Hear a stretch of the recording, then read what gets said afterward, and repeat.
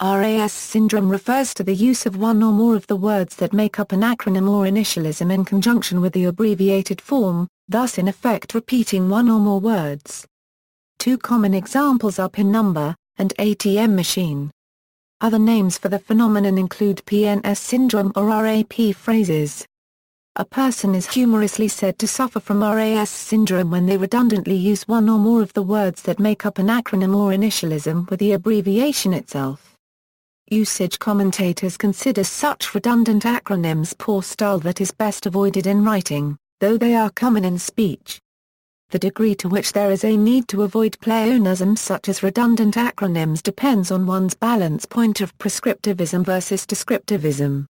For writing intended to persuade, impress, or avoid criticism, usage guides advise writers to avoid pleonasm as much as possible, not because such usage is always wrong, but rather because most of one's audience may believe that it is always wrong.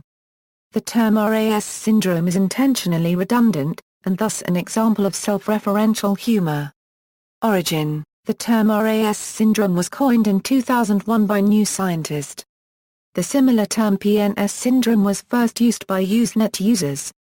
Examples: other nonce coinages continue to arise. Select examples of Ras phrases include ATM machine, LCD display, PIN number, PDF format.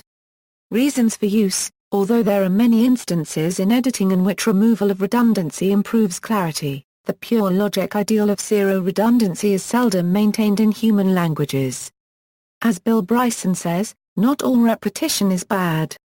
It can be used for effect, or for clarity, or in deference to idiom.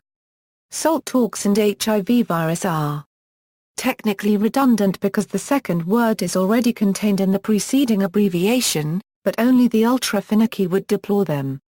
Similarly, in wipe that smile off your face the last two words are tautology sala euro. There is no other place a smile could be euro, but the sentence would not stand without them.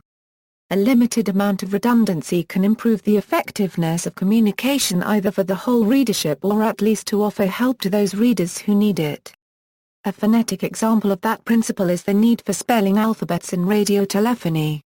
Some instances of Ras syndrome can be viewed as syntactic examples of the principle. The redundancy may help the listener by providing context and decreasing the alphabet soup quotient, the cryptic overabundance of abbreviations and acronyms, of the communication. Acronyms and initialisms from foreign languages are often treated as unanalyzed morphemes when they are not translated. For example, in French, le protocole IP is often used, and in English please RSVP is very common. This occurs for the same linguistic reasons that cause many toponyms to be tautological.